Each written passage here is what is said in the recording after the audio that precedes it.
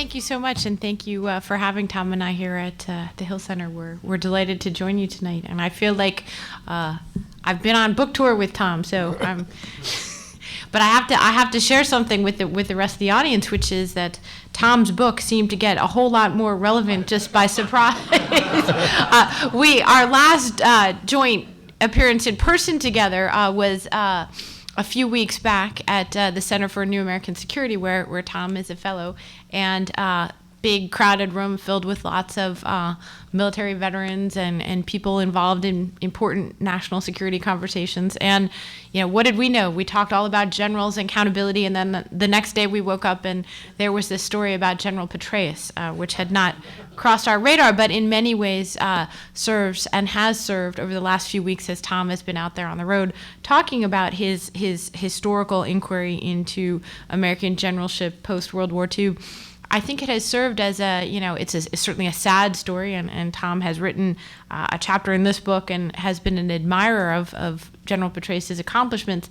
But at the same time, in many ways, it illustrates, I think very much so, the point that you were trying to make about accountability in our generals in the U.S. military, and what should they be accountable for, and what are the best mechanisms to do so. So, I guess we might as well start with that. Tom, what do you think the Petraeus story tells us? Okay, fasten your seatbelts.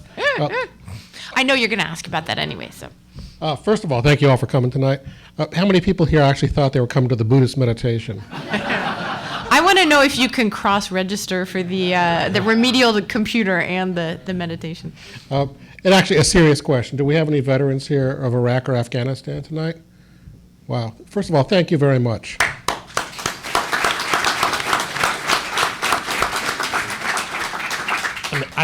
So I've said one nice thing about the military now. It's inoculation. And actually, a point I do want to make at the outset is when I'm critical of the generals, I am not being critical of frontline troops. We have a terrific tactical military today, well-trained, well-equipped, cohesive, very professional. My worry in the theme of the book is that we're not giving them the leadership that they need and deserve at the top level, that we're very good tactically and operationally, but that we have a generation of generals who do not think strategically, who act more like jumped-up battalion commanders like Tommy Franks, but don't do the basic task of generalship, which is things like think ahead, think strategically, connect the political to the military. Unfortunately, one of the best generals we had at doing that was David Petraeus. And what worries me is the lessons that today's Army will take away from the Petraeus affair. First of all, I want to emphasize, as far as I know, and as far as I've seen, David Petraeus has done nothing illegal. He engaged in consensual, private behavior with another adult. I don't think he is really susceptible to blackmail as long as other people who needed to know knew about it, such as his wife and his boss. So to me, there is a scandal here. The first scandal is why the hell the FBI was investigating a lover's quarrel in Tampa, Florida. I want my taxpayer money back, if that's what they're doing. The second scandal, I think, is that, as The Onion put it, and probably the best headline, Americans fascinated by sex scandal among generals, shocked to discover war going on in Afghanistan.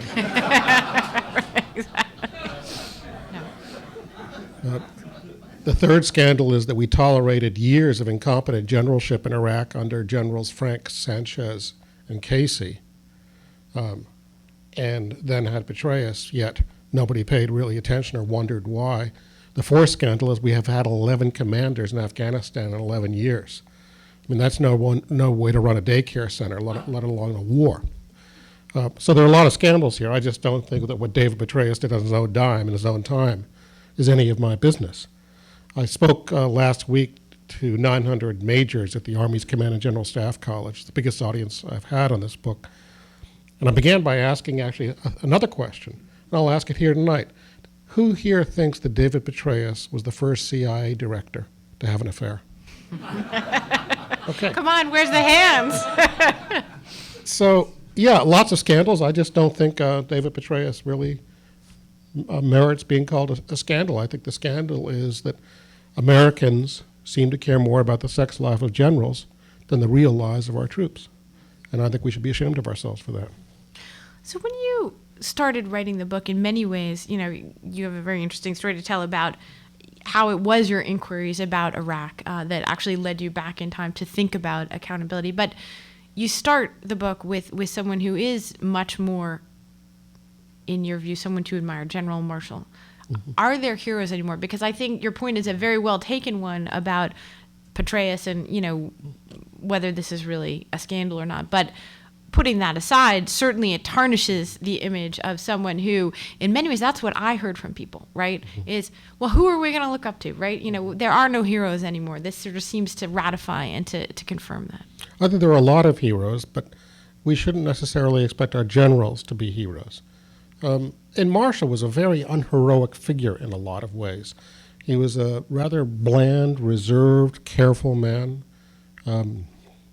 What strikes me most about him is how much he declined the spotlight, his refusal to be engaged in politics, even to the point of not voting, his refusal after the war to take a huge amount of money from Henry Luce to write his memoirs, because he said, either I would have to hurt a lot of people's feelings or I'd have to lie, and I didn't want to do either.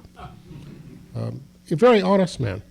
One thing I really like about Marshall is a habit I don't see in a lot of Washington these days, which actually was on my mind when I got in trouble at Fox last week, which is speaking truth to power. Marshall's core characteristic, George Marshall, if you're just coming in, was the Army Chief of Staff in World War II, actually formally took office September 1, 1939. The Army was about 185,000 people at that point, including the Air Force. When he stepped down, the Army was 8.5 million people. He basically is the father of the modern American superpower military. And George Marshall, more than anything else, the characteristic that strikes me about the man, the defining characteristic, is speaking truth to power. And this is a habit of his. It's not something you could acquire as a general. It's funny, one thing we were discussing at Leavenworth when I was out there last week was, do generals become conformists or do conformists become generals? And the point of that is you can't suddenly wake up and say, well, I'm a general now I have to start being honest. Mm-hmm. It's a habit of mind that you have to have. And Marshall had it in World War I. He didn't like something General Pershing was saying. He thought it was unfair. Pershing turned his back on him, and Marshall reached out and grabbed him by the arm. I said, wait a minute, I have something to say here. Captain Marshall had grabbed the commander in France. And afterwards, everybody said, sorry, your career is over, because they assumed it was. And actually, Pershing sought him out on subsequent visits. This is a guy who's so, concerned with making sure that the truth is known that he's willing actually to put his career up for grabs on that. Likewise, FDR picked Marshall to be Army Chief of Staff, partly because as a brigadier general, Marshall stood up to FDR in the Oval Office in a meeting. At one point, Roosevelt, who was a real good bullshit artist and knew it, and knew he could be manipulative, he said, isn't that right, George? And Marshall made number one, my name is General Marshall, not George. And B, no, it's not right, and I disagree, and here's why. And that caught Marshall's attention. Caught Roosevelt's attention. Marshall was not the natural choice to be Army Chief of Staff. It actually was a Hugh Drum, who was the more senior, better-known guy. But FDR liked Marshall's habit of speaking to him, which Marshall kept up. In 1940, really confronted him in the Oval Office over mobilization of the military, things that needed to be done. Marshall also, for all his sort of courtly Virginia gentlemanness, was very much a destabilizing figure in the Army. He took office determined to move out 600 senior officers he called, quote-unquote, deadwood. And he did. And that was of a piece with the way he ran the Army in World War II. Basically, in World War II, you had about 90 days as a general to be successful, get wounded or killed, or get moved out. Some guys only got a week. Poor guy in the 90th Division got fired after a week. His successor got fired after a month. The third guy stuck. Of the 155 men who commanded Army divisions in World War II in combat, 16 were fired for combat ineffectiveness. But in a forgiving system, 5 were given other divisions in combat later in the war. So it's a very dynamic, very Darwinian system. Show me success or get out of the way. And this is why people today don't know names like Lloyd Fredendall unless you're a military buff. And even military buffs don't know who Major General James Chaney was. Anybody here know? Do you know? Major General James Chaney, Chaney, was Eisenhower's predecessor as the American commander in England. Marshall fired him, and he wound up commanding a boot camp in Wichita Falls. Not quite Siberia, but pretty damn close. And flash forward to the wars of the last decade. What are do you have equivalent numbers for the rotation of senior leaders, or it just sure do. Didn't happen? Zero, right? Nobody gets fired for combative ineffectiveness anymore. Now, generals do get fired for zipper problems. Earlier conversation. Yeah, well, this is the problem I have, which is the message people will take away is you can be mediocre as long as you keep your pants on. That personal behaviors will be monitored and have great consequences, but public execution of your duties, we won't measure, we won't call you, we won't hold you accountable on, partly because as a system we don't know how to do that anymore. And the reason I like the relief of generals is not because I like firing people. It's because you want to reward success and move out failure. When you do that, you have accountability. When you reward success, you have a competent organization. When you don't reward success, you gravitate towards the center. You discourage risk-taking, and you have a culture of mediocrity that tolerates incompetence and believes it's impolite to talk about performance of one's duties. When did the system change? It started changing in the Korean War, and this is one problem. When you fight a big existential conflict like World War II, everybody's involved, everybody understands the stakes. Well, that's right, and the road to success, as you often point out, went through Berlin. Yeah. So you had to stay until you won. The road home goes through Berlin, everybody's leaning forward, taking risk. You start finding Korea, Vietnam, Iraq, Afghanistan, small, messy, unpopular wars.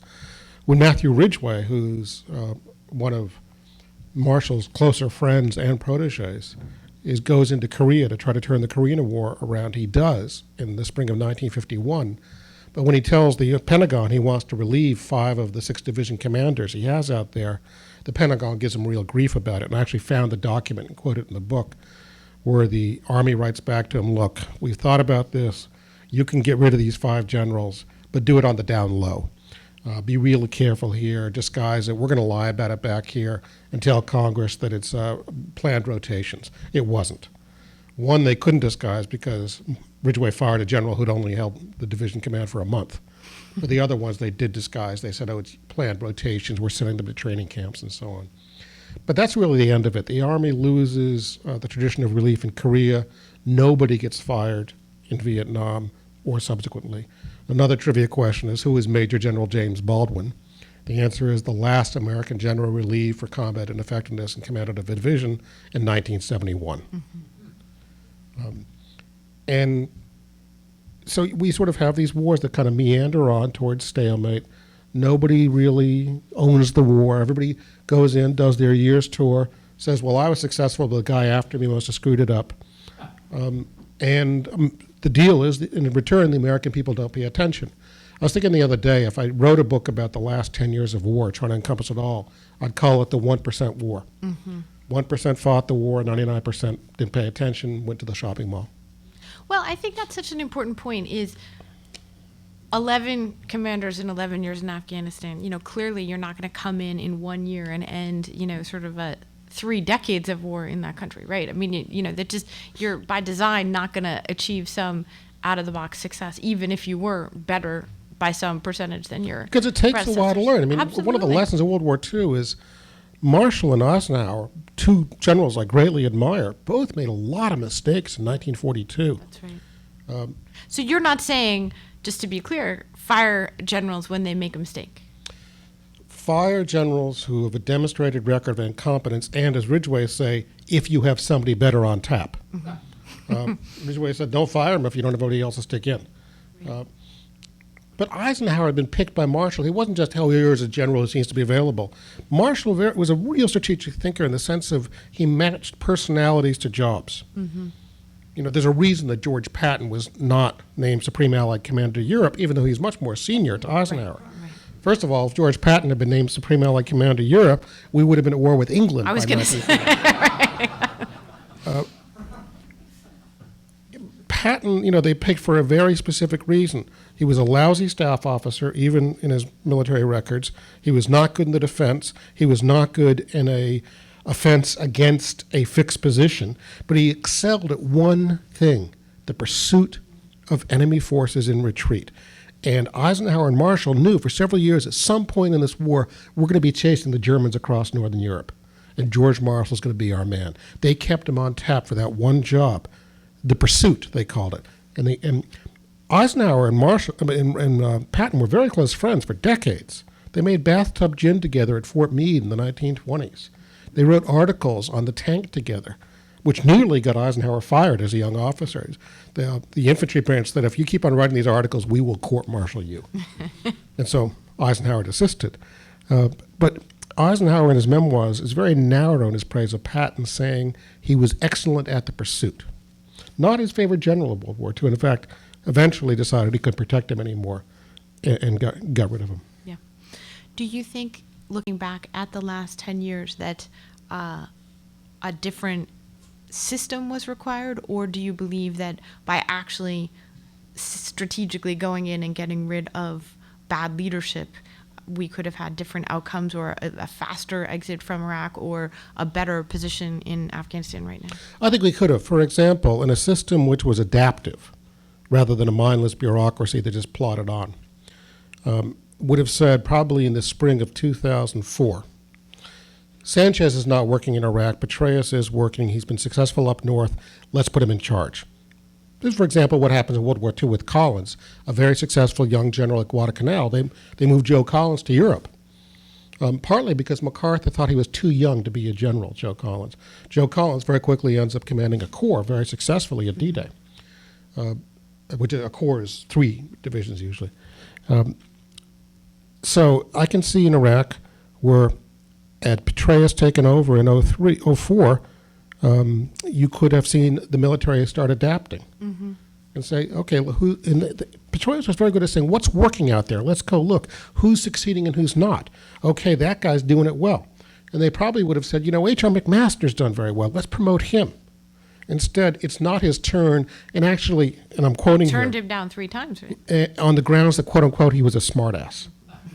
I mean, I don't care. Patton was technically insane, but very good at what you wanted out of him. You wouldn't want to have generals who are too smart, would So what we have is generals today who are not really generals in many ways. The first job of a general is to think. And actually, you notice it with Marshall and other good generals of World War II. They purposely find time to think. Marshall leaves the office every day at 3 p.m. He goes horseback riding almost every day. He's not out there just mindlessly. He's thinking. What kind of guy do I need to put into the European position? Eisenhower is picked because he's young, determined, ambitious, and cooperative. He understands team playing, yet he also can represent American interest. And you don't get that these days, the sense of what's the job here that I need, what's the person. You want an adaptive military, and that's why relief is good, not because it's fun to fire people, because it makes them adapt. Clausewitz says the foremost job of the supreme commander is to understand the nature of the war in which he is engaged. What is the war? What is the conflict in front of me?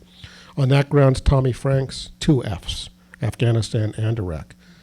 Sanchez, F. Casey, probably D-, but incomplete because he got fired. Petraeus actually understands the war. And I was thinking today, actually, I don't know the Afghan war well enough, but I wrote this in the blog. I work for Susan, by the way, so I have to be nice to her. I wrote in my blog in Foreign Policy. I can't fire him, though. I wrote in my blog in Foreign Policy magazine today that I think what happened is Petraeus in Iraq used local factors to his advantage. And then he said, okay, what are the things I want to encourage that I can use as leverage? Like the Sunni insurgents need a home, and I'll give it to them. In Afghanistan, I think by fighting corruption, he fought local factors. And so he actually lost his mojo in Afghanistan. I think, as you put it, that it was his fat Elvis period. As opposed to I'm sure that'll make Petraeus happy. Yeah. Although he's not fat. We can say that. No, he's not. Right. But he was tired. Right, yeah. Well, but that's a question, though, and there are 2 questions, right? First of all, how much, as we're looking for sort of blame to cast about, where does the balance lie between what the generals should be accountable for and what the civilian leaders who ordered the generals to invade Iraq or to keep going in Afghanistan without the resources, perhaps, to do what was required early on? Where's the line between what's at the fault of the generals and what's the fault of the civilian leaders? There's no question that the civilians screwed up both Iraq and Afghanistan hugely. I wrote a whole book on the mistakes the Bush administration made in Iraq called Fiasco. That said, I think it's too easy to allow the military to continue to say, as they are saying, we did everything right, the civilians screwed it up. It's a modern version of the stab in the back. Yeah. You heard the same thing about Vietnam, and it wasn't true there either. Our generals really have made a lot of mistakes, and I don't think they fessed up to them. One huge mistake, for example, in Iraq, Paul Bremer, rightly or wrongly, went in with a revolutionary mission to transform Iraq into a free market democracy. Now, I think it was an insane mission, but the military, rather than saying, time out, let's talk about this because your mission is nuts, so they just redefined the mission. Our mission is stability. Well, no, your mission is revolution. It's the opposite of stability. If you want stability, Saddam Hussein gave you stability. That's right. So we had eliminated the most stable factor in Iraq. We were revolutionizing it. And this came down to very concrete things, like the Fallujah brick factory was supported by the Saddam Hussein government, and it was a money loser. Paul Bremer came in and said, we're going to close down inefficient government enterprises. So they closed the Fallujah brick factory in the fall of '03. Well, who was hiring in Fallujah at that point? Only one company. It was called the Iraqi insurgency. So people we put out of business, put out of jobs, went and found jobs planting bombs. As Petraeus said to Bremer in the spring of '04, your policies are killing my soldiers. That means let's stop and talk. But we never did. They just kind of churned on at war with each other. So the first job of a general is actually to recognize that in our system is to say, we got to have a talk here, a serious, candid talk. Good civil-military discourse is incredibly important. It's probably one of the few leading indicators of how well a war is going to go. When you have good civil-military discourse, decisions are made that are implemented well. In World War II, this goes back to FDR picking Marshall, we had very good military discourse. That doesn't mean friendly discourse necessarily. If you're having a good strategic discussion, there's going to be some bloody noses and some tears. Marshall profoundly disagreed with some of Roosevelt's decisions, but also had taught his subordinates, when you agree with the decision, you implement it 100%. When you disagree, you implement 110%. You have to consciously be even more vigorous. But these guys explored problems and surfaced their differences and explored their assumptions. What are we thinking and what are we assuming here? They did a good job of that. In Vietnam, we did not explore differences and assumptions. For example, we went to war in Vietnam on an assumption that Hanoi would have a breaking point before the United States did. An entire war of attrition and body count was based on that assumption. Turned out it wasn't true. We broke before they did. Likewise, in 1991, there was an assumption, give Saddam Hussein a good thumping and he will fall from power. Turned out not to be true.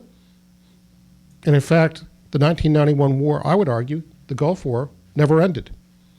It was the beginning of a 20-year-long war with Iraq. And we now know that the 1991 war, remember that great triumph of the Gulf War, Schwarzkopf? Saddam Hussein believed he had won. We know from the captured He couldn't understand that the captured tapes of his cabinet meetings. He said, I don't know what the Americans are doing, but they gave me a ceasefire. Yeah.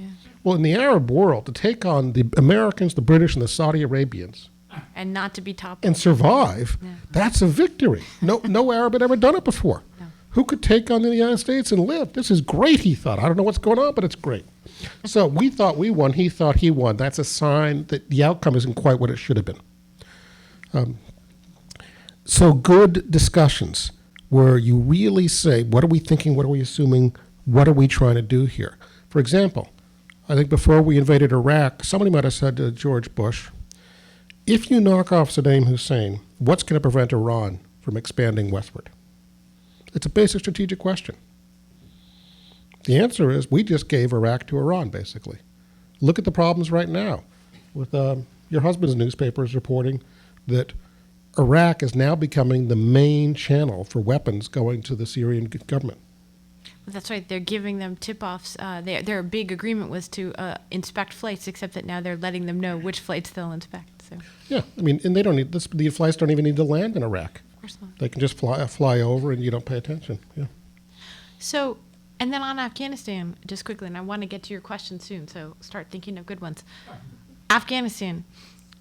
Similarly, it feels like there was almost a rather than that good, vigorous debate, discussion back and forth between the civil and military sides, that there was almost a default position.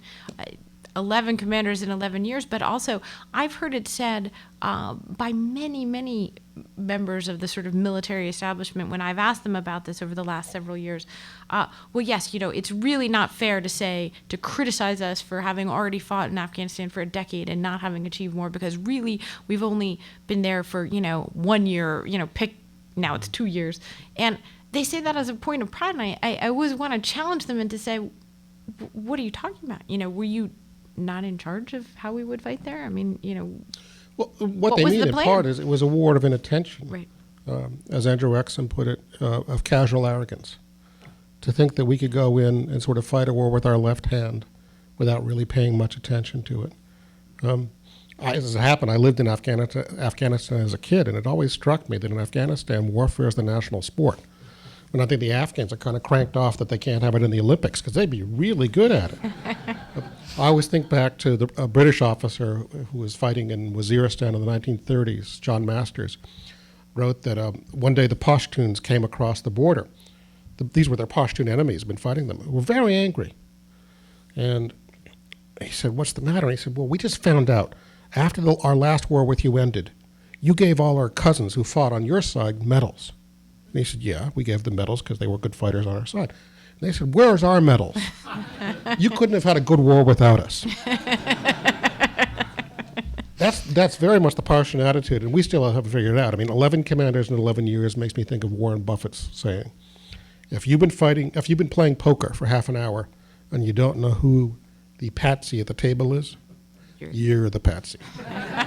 If you put 11 commanders in 11 years, what you're doing is making each of your commanders the patsy, because Afghanistan is not a place you figure out in 12 months. And even if you did, you're leaving after 12 months.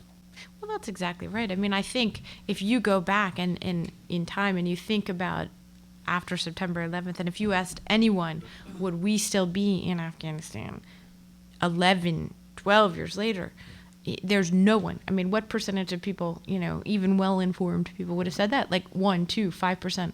Yeah. I remember we were in Moscow at the time before we went into Afghanistan, and I wrote an article. This was the week after September 11th. It was September 20th, I think, 2001. And I went and talked to a number of Soviet generals who were still around in various positions, including Boris Gromov, who was the last commander of the Soviet forces in Afghanistan. And he was the guy in the famous picture who walked by himself across the Friendship Bridge from northern Afghanistan back into Uzbekistan at the time in the Soviet Union. And that was the end of Soviet involvement. He had then become the governor of the Moscow region when I talked to him in 2001. And he and everyone else I spoke with for the story, buried deep inside the Washington Post, way back in the A section somewhere, so I'm sure you didn't read it. And he basically said, Americans, beware. You should never get into sending ground forces into Afghanistan. This was right before even the bombing had begun. And he said, fine, bomb, kill bin Laden, get Al-Qaeda, whatever you do, don't get into, a land war in Afghanistan. And really, you have no idea, but it will bog you down just like it bogged us down. And that was absolutely what he said, and all the other people said. And, I really felt like no one ever read that story. I myself wasn't quite sure about it. The only person that I heard from when I wrote that story was David Halberstam. And he not only sent me a nice note, but he was on TV, he was on the radio, and he just talked and talked and talked about these Soviet generals, and we were going to ignore them at our peril. And I always think of that when we have this conversation about generals in Afghanistan. So, just a quick anecdote of David Halberstam. After my book Fiasco, and I was kind of shocked, like Rumsfeld like publicly denounced me in a press conference when I tried to ask a question. It was an odd time. And I ran into David Halberstam and I said, what do you do about this? I mean, I'm getting, I'm being like banned from like certain commands, and people are telling me they can't see me in public, and interviews are being canceled. Rumsfeld's people are like, they actually called Petraeus and said, don't talk to Tom Ricks. And he was talking to me at that moment. And he said, thank you very much. Bye. Next question. But I said to Halberstam, what do you do? And he said, Tom, you've written a book that steps on the toes of powerful people. They are not going to thank you. Suck it up. I thought that was great advice. And by the way, have you heard much from this maligned category of generals of the last decade? Have you gotten any direct feedback? Yeah, more in sorrow than in anger. Mm-hmm. The interesting thing to me is how interested the military is in it. I mean, I've spoken. They've engaged with you at the Pentagon and the Army Command and General Staff College. Later this week, I'm going to the National War College. Next month, I'm going to the Army War College. The colonels and majors love talking about it. I'm not sure generals. I mean, Robert Scales, who's a retired Army general, a smart guy and a friend actually, wrote a piece for Foreign Affairs in which he thought he was defending the Army. I think he's defending Army generals. Oh, yeah. No, I read that, and I thought it was more in the vein of an apologia for them rather than a commentary. He said I was cherry picking. I thought 600 pages, that's a hell of a lot of cherries. We should get to Q&A. Yeah, absolutely. We want to hear from you. Please, if you can, give us a question, not a speech, and tell us who you are and where you're from. Sir. Mm-hmm. Paul Maher, live on Capitol Hill. I was in Vietnam for 14 months. You say that David Petraeus is the best general in the last 60 years. I thought Norman Schwarzkopf was the best man since they starched camouflage fatigues.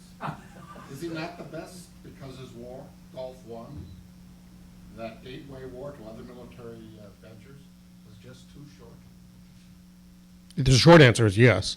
Norman Schwarzkopf, like Tommy Franks, was the model of what the Army was trying to produce after Vietnam. And it was an interesting model. They said, we have to get good tactically really fast. Now, other Army generals said no, but the guy in charge, Petraeus, said, we're going to really, this was a broken force, we have to really recreate the Army. And they did. They re-equipped it with a new set of weaponry. They retrained it with realistic training centers. And most significantly, changed the way they got their people. They moved from a draft to an all-volunteer force. So a really magnificent rebuilding of the force. Magnificent, but insufficient. The one thing they didn't do was change generalship, which was a tragedy because we had a collapse of generalship in the Vietnam War. Both, I'd say, intellectually and morally, a collapse. So they really didn't get new generals. What they did was create a generation of guys who kind of confused battalion command, tactical leadership, with generalship, strategic leadership. A guy like Tommy Franks who really thought it was someone else's job to think. I have colonels who think for me. And the Army was very conscious of this. We're going to create an Army that can win our first battle. All these guys called themselves war fighters. And actually, it turned out they were battle fighters. Norman Schwarzkopf and Tommy Franks were great at winning the first battle, clueless about what to do the day after. And in fact, Tommy Franks explicitly thought it was someone else's job. I get to Baghdad and then the war's over and it's someone else's job. Actually, I get to Baghdad and as soon as he leaves, the real war begins. And they were conscious, the Army was conscious of this in the 70s and 80s as they were rebuilding. Depew was saying, I've got to focus on tactically. Jack Cushman, who's still alive actually, and came to my Politics and Prose talk, it's like 93, had opposed Depew on this and said, no, you also have to teach these guys to think. And Depew said, I don't have time. And the tragedy of the Army is they didn't manage to figure out their differences and do both things. So we really have a lot of generals who aren't generals these days. It's like a military without a head, a great, powerful body, but a lot of them that simply no head at the top. I would argue that the U.S. military in 03-04 was basically a Hulk without a brain. And so it did sort of mindlessly in Iraq, plodding along, doing what it knew how to do, not what it needed how to do. We have a lot of generals who were trained but not educated. And I would say that both Schwarzkopf and Franks, as generals, were trained but not educated. They did what they knew how to do. They didn't do what they needed to do. And they seemed incapable of thinking in strategic, critical terms. What is the problem? The Army hasn't given me the tools to address it, so I need different tools. So how do I get those tools and apply them? Okay, lots of questions here. We'll do in the first row and then here. Sir, go ahead. I got two questions. Jerry Brocon, I'm retired foreign service. First question is, can our military fight insurgents? In other words, we did great planning to repel the Russians, Soviets at the Fulda Gap and so forth, but have we really changed enough? We don't know the language, we don't know the customs, we don't know who's friend and foe. Let me address that first, because otherwise I'll forget some of the And the answer. question, Tom, we're going to repeat for the thing is, Oh. can the military fight insurgents? The answer is an adaptive military can do both conventional warfare and fight insurgents, even without knowing the language. Exhibit A for me would be H.R. McMaster. As a captain in the 1991 war, led the Battle of 73 Easting, a tank charge against Iraqi armored vehicles.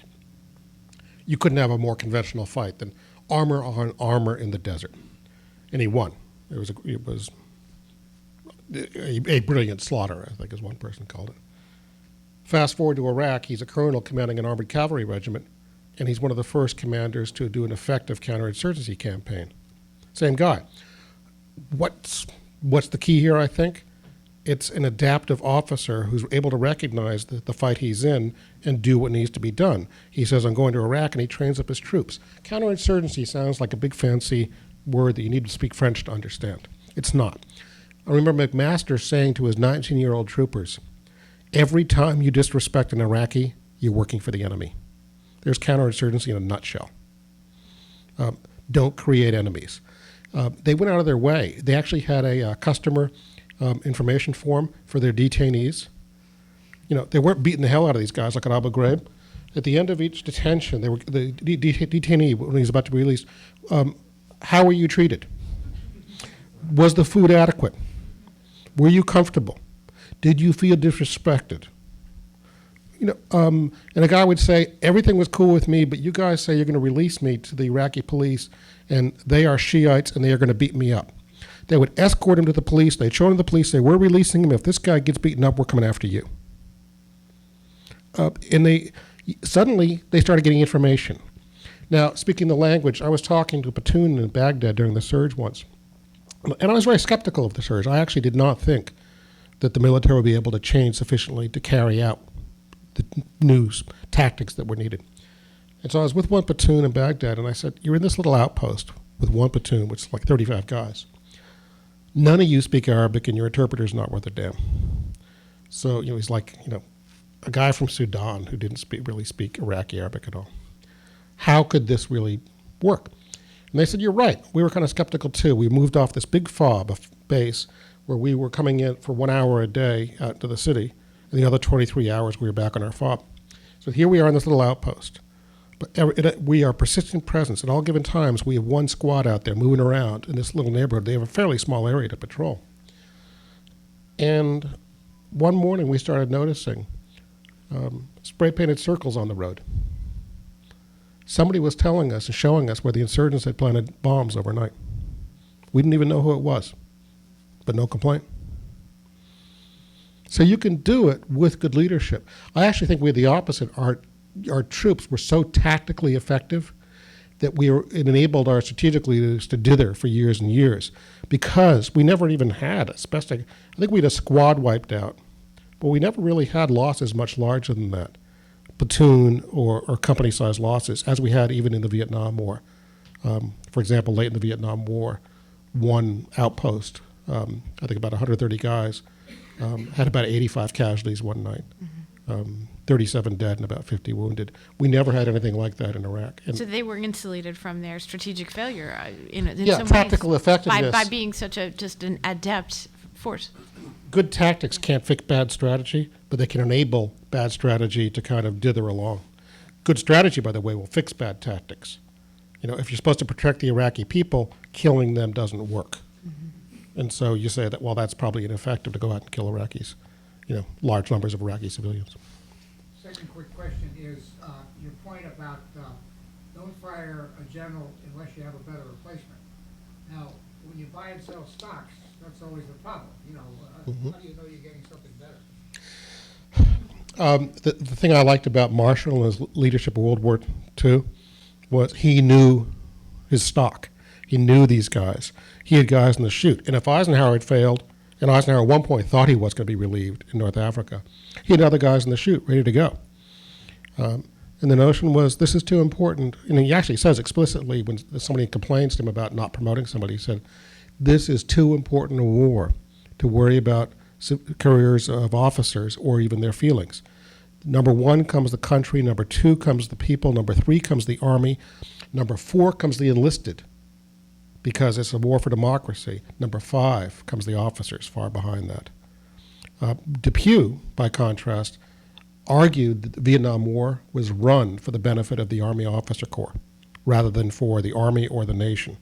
So, for example, officers were given 6-month tours of leadership in combat. We know statistically that if you have a new leader, as an enlisted soldier, you're more likely to die if you have a green leader. Yet we did this to our soldiers. We killed more soldiers in order to give more officers short combat tours. Sir. Want to summarize or should I? Well, I think the question has to do with, isn't this in many ways the best educated force that we've ever had in history, and what does that tell us about whether having more education, more sense of the geopolitics is shaping what the Joint Chiefs and what they do in terms of rules of engagement, or what are the pressures in the other direction? I think it's a well-trained force. And the difference between training and education, training prepares you for the known, education prepares you for the unknown. Training is how do I shoot a machine gun, how do I organize a tank attack. Education is how do I go into a chaotic, difficult environment, think critically and sort out the trivial from the important, the true from the untrue, and then it devise a response that uses force or the threat of force and other resources at my hands to alter the situation. And how do I convey that to thousands of soldiers and carry that out? That's what a general is supposed to do. What strikes me is we have a fairly well-credentialed force, but there's a lot of sort of BS master's degrees, it's basically mail-order master's degrees. It's not really a well-educated force in the sense that if you look at the interwar force, these guys in the interwar period really knew their stuff. I mean, Eisenhower pretended to this sort of, I'm just a jovial guy who reads dime store westerns. If you actually go back and look, especially when his service in Panama, he sits on the back porch and reads the works of his profession. He reads Clausewitz twice. A friend of his walked into his apartment when he lived over on 16th Street in the 1920s and looked at the living room. There was a stack of books about Belgium and Luxembourg and the Netherlands, and their geography and geology. And he said, Ike, what's with all the books on the lowlands of Northern Europe? And I said, oh, that's where the next war is going to be fought. I mean, this is an educated guy who's thinking. Omar Bradley, I think, spent about 17 to 25 years in the interwar period in classrooms, either as a teacher or as a student. If you look at when Marshall ran the School of Infantry, there was a real intellectual rigor to it. There were people who failed and people who didn't. The instructor in machine guns was Omar Bradley. The instructor in tactics was Joseph Stilwell. These guys knew their stuff and took pride in it. At Leavenworth last week, everybody in the Army basically gets a Leavenworth education now. No one fails. It's Lake Wobegon. Everybody's above average. There's no class ranking to speak of. They publish the top 20%. They don't publicize or fail the bottom 20%. And it's basically a year sabbatical where you can dip into a few books if you care to, but it's no big thing if it doesn't happen. You can get a master's degree if you want to, but don't worry about it. I'm all for giving soldiers a rest. We have put these guys through a lot, 5, 6, 7 combat tours, but don't pretend you're educating someone I remember a guy wrote to me and said from the year War College, what we really need is a year of bonding here. And I said, fine, I'll buy the keg. Let's put a keg out on the lawn and you guys bond for a year, but don't tell me you're getting an education.